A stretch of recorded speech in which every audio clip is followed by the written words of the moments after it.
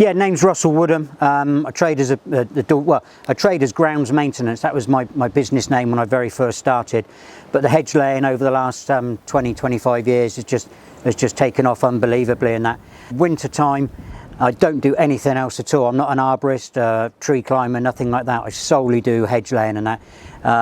Cover all over the place and that. I'm more than happy to travel. Fortunately, best job I've had has been down into France. But yeah, certainly all over Dorset and neighbouring counties. I say on the early River Cottage and that, and this week we'll be with woodsmen and we'll be hedge laying.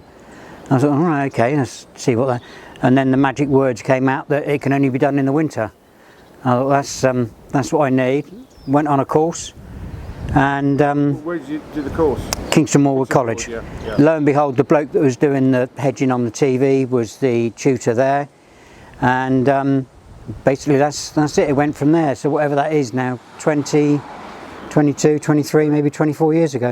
99 I'd done the course. Late in 99 was the competition, first competition I entered, and come first in my novice class then. And very thankful it's sort of gone up since then. Through the competitions and getting better and better, and 3 times class winner in the national championships for Dorset. The Prince of Wales as then, but now the King, he is very keen on youngsters and new people coming in, and obviously the environmental effect of hedges and hedge laying and stuff like that. So he has what he calls a patrons competition, and it's invite only to get to there. So basically I was very fortunate enough one year to have an invite. 2 or 3 years sort of running. One year was helping with the novices and stuff like that there. Other years being on the committee of the national and that, and so sort of assist with the setting up and the running of the whole programme really. 5 or 6 years now I've been fortunate, either Sandringham or Highgrove, wherever the event is held. I very much like working on my own, but there's always a couple of dogs with me and that. So I'm not talking to myself. If you ever see me sort of chatting away and that, there'll be a dog somewhere and that. Sometimes you get there, you'll get a phone call going, I've seen your work, can you come and lay a hedge? And you get there, and 2 or 3 times I have got there and there isn't actually a hedge there. Then got to explain to them, you know, you need to plant something up and come and see me when it's, I always sort of say when it's about 10 feet tall, because obviously as you lay in a hedge, your height becomes your length. For laying, I always sort of say it needs to be 10 feet. This one here and that, roadside, little bit of an enclosure. It's being done in what's known as South of England style. There's quite a few different styles across the country, looking about sort of 30, but national level and competition wise, you work on about 10 recognised styles. So this one, South of England, stake and bound, originally sort of like what would be known as like a bullock hedge. So on flat ground like this, obviously you'll have the 4 foot high finish and that. Traditional Dorset, normally on a bank, so you've got anything from 18 inches to 5 foot bank, and then like a 2'6", 3 foot hedge on top of the bank, almost like a coping stone sort of thing, just finishing off. But Dorset wise are sort of classed as lowland sheep farmers, certainly central west and then down into Devon and that. It's been around for hundreds and hundreds of years and that. There's numerous things that will keep coming up back as far as Roman times, things like that. The different styles have evolved over the years due to livestock, the conditions they're in, where they are, etc. Some people, they just leave it and call you back in 10, 15, maybe 20 years. Others will come along and just treat it, and certainly this one, sort of like as a garden hedge. So it'll be maintained and just cut, almost what I sort of say like a box hedge and that, just trimmed up. But years ago when they were all ripped out, obviously for food and farming, for certainly tail end of the war and stuff like that, a lot of stuff was taken out, or even during the war. But to give bigger fields and better yields at the end of the day. But they're now realising how valuable the hedgerows are, and as I say, carbon catchers, life, wildlife, etc.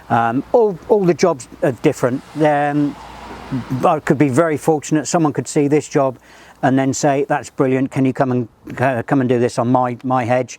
And you get there, and everything is totally different, so overgrown. Pricing wise, yet again, I need to come out and have a look at that. There is no sort of standard thing really, and that just every single job is so different. A lot of the big agricultural stuff and that is now under grants.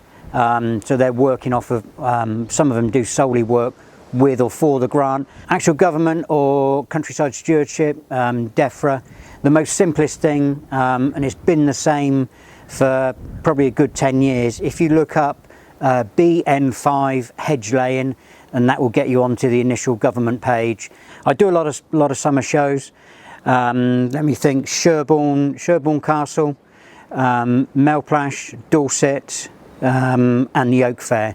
And happy to talk to people there. And that some people just want to inquire. Some people are sort of want to reminisce. Their grandfather used to hedge lay and didn't know it was still being done. So yeah, it's all good for business and all good for PR and to point out the value of the hedging as well. With regards to all the competitions, the National Hedge Laying Society, we always have an annual competition. As the name implies, national, so it is all across the country. This year just gone, well, last year technically, in that winter 22, we were in Oxford. This year, coming up 23, we're going to be up in Penrith. But all details about hedge laying as a national side of things is on their website. It's the National Hedge Laying Society. Any roadside type stuff or accessible to the public ones, I always put a sign up in. Because people are always sort of curious, oh, when was it done, how long ago was it done? But since doing this, the people, they've had it trimmed up at least once. All these little shoots here that you can see, this is all regrowth. First of all, if when you look at it, I'm trying to find, all it would have done was just grown straight up from here. These hazel stalls would have grown up, but now all been laid, it's stock proof all across there. All this is all new growth. It's just going to thicken up. It'll intertwine, come on up through the pleachers, the stems as we call them, the pleachers, and it'll all just lock in and fill out there. You get new growth come off of what we call the heels, the base where the cuts have been made. Yeah, so further on down the hedge, from where the sign was, looking down through here, more just regrowth, it'll all thicken up. All it's going to do is just make a nice dense corridor. Nature, not livestock, but nature, mammals, etc. A little corridor for them to travel along. I believe the long-term plan is the stuff behind will get cleared away once this is established. The stake and binding still in, holding that all in place. This will eventually all rot away, but the pleachers, the stems there, they'll all grow on up and it'll all thicken up. Nice sturdy hedge all the way along. So rejuvenation, like I said before, all this was from this stall, this mock, just a hazel just growing up, been laid, interlaced, and as you can see, sort of stock proof all the way along the base there. And that at the end of the day, this is what I was starting with. So from this, I won't say unruly mess, but from this roadside hedge down into what we've got there and that. So this is the differences you can look at, and as you can probably appreciate how much waste and how much rubbish and brash is going to come out from there. So it is obviously the end of the boundary there, but yeah, certainly the difference as you go on down through. But yeah, just country lane, and I say we're gaining back this. If you imagine on farmland, what could be over 500, 600, 700 metres, you could gain back anything up to 3-4 metres at a time. And obviously, you know, as a landowner, that's going to be a great advantage to them and a great gain in that in the long run.